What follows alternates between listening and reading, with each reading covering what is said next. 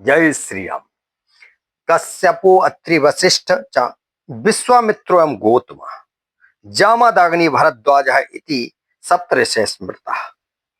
सप्तऋषियों की हम संतान हैं और उन सप्तऋषियों से ही हम चर अचर जड़ चेतन सभी जितने भी इस ब्रह्मांड में, चाहे मनुष्य हो, चाहे पादप हो, चाहे वनस्पति हो, चाहे गगन हो, चाहे समुन्दर हो, चाहे सर्प हो, चाहे कैसे भी जीव जंतु हो, हाथी, कुछ भी हो, ये सब कहीं ना कहीं साथ जो हमारे सप्तऋषि हैं, इन्हीं की हम संतान हैं। तो जब इन्हीं की संतान है तो हमको ये याद रखने की जरूरत है कि जीवन भर कि हमारी लेगेसी क्या है, हमारी पहचान क्या है, हमारी मूल क्या है और हमारी जड़ क्या है। उस जड़ को जीवन में हमें नहीं भूलना चाहिए। ठीक है, ये तो चलता ही रहता है, लेकिन जो मूल है वो कभी हमें नहीं भूलना चाहिए। इसको हम कभी ना भूलें, इसलिए हमें 7 के आंकड़े से जोड़ दिया गया है जीवन में। वो 7 का आंकड़ा क्या है? जैसे कि 7 समुंदर, 7 समुंदर जोड़े। जब भी आप समुंदरों की बात करेंगे, आप इस ब्रह्मांड के अंदर देखिए, ब्रह्मांड में ही हो, जब ब्रह्मांड में आप 7 गिनते गिनते समुंदरों के जब 7वें पर आएंगे तो आपको निश्चित तौर पर एक 7 का आंकड़ा वही याद दिला देगा कि हमारी जो जड़ है वो ये है।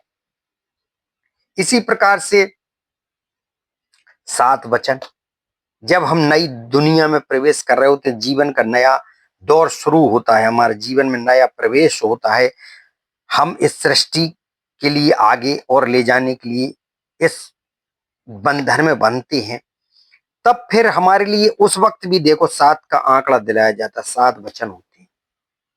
तो वो इसीलिए रहते हैं कि देखिए, आप अभी भी मत भूलना कि हम क्या हैं, हमारी जड़ क्या है, हमारा मूल क्या है।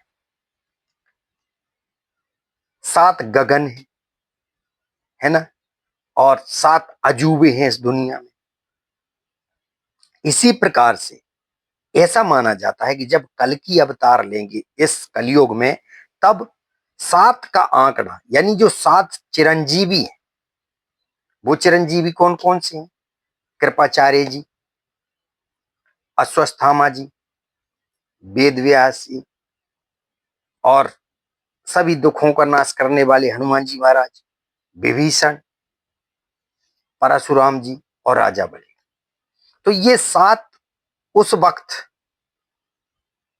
कल की अवतार के साथ भगवान विष्णु के साथ ये रहेंगे और ये फिर से सृष्टि के निर्माण की कहानी में अपना अहम योगदान देंगे। तो ये 7, देखो ये 7 भी कब जोड़े गए, 7 का आंकड़ा क्यों रखा गया? जब जब आप 7 6 काल हमारे बीत गए, 6 काल हमारे बीत गए, 7वां ये चल रहा है, वैवस मनवंतर ये 7वां चल रहा है। तो ये देखिए, 7 का आंकड़ा उस वक्त भी हमारा काम आएगा जबकि हम पुनः सृष्टि का नया निर्माण करेंगे, हमारी सृष्टि का नया निर्माण होगा, तब ये 7 ही आएंगे। और फिर जब 7 आएंगे तो ये फिर 7 के माध्यम से, तब भी 7 सप्तऋषियों से शुरू हुआ, अब भी 7 के आंकड़े से ही शुरू होना है। अर्थात हम इस 7 के आंकड़े से बहुत अधिक जुड़े रहेंगे और याद भी रखेंगे इस चीज को। क्यों? कि हमारे साथ जन्म भी है, आपको ध्यान रखना है, हमें ध्यान रखना है कि हम 7 जन्मों का हमारा बंधन भी है। अर्थात जब हम हमारी अर्धांगिनी से जब जुड़ जाते हैं, तब भी हमें 7 जो वचन तो होते ही है, 7 बंधन भी होते हैं और वो 7 जन्म भी। अर्थात 7 जन्मों में भी हमें 7 जन्म लेकर भी ये ध्यान रखना है कि हमारे सप्त ऋषि ही हमारे जड़ हैं, हमारे मूल हैं, हमारे तत्व हैं। इस ब्रह्मांड के प्रणेता, निर्माता और इसको चलाने वाले सप्त ऋषि है।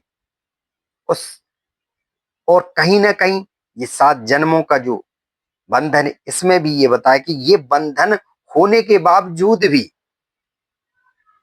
आपको ये ध्यान रखना है कि ये 7 क्या है। ठीक है, तो ये सब चीजें जो जोड़ी गई हैं हमारे महापुरुषों ने, हमारे जो इतिहासकारों ने, हमारे जो वेद निर्माताओं ने, हमारे जो ग्रंथ निर्माताओं ने, हमारे जो आध्यात्मिक ग्रंथों के प्रणेताओं ने ये 7 के जो आंकड़े जोड़े हैं, वो कहीं ना कहीं उस चीज को याद रखने के लिए जोड़ी गई चीजें हैं कि हमें ये चीजें याद रहे। देखिए, बिना किसी उद्देश्य या बिना किसी कारण के कोई भी चीज नहीं, उसके पीछे कारण होता है, उसके पीछे कहीं ना कहीं कोई ना कोई रीजन अवश्य होता है। वो उस रीजन को याद रखने के लिए, उस महात्मा को याद रखने के लिए कोई ना कोई एक कारण जोड़ दिया जाता है, क्योंकि जब तक कारण नहीं जोड़ेगा तब तक हमें वो चीज याद नहीं रहेगी। तो इसलिए ये चीज याद रखने के लिए हमारे साथ ये चीज जोड़ी गई, ये हमें याद रखना है। जय श्री राम।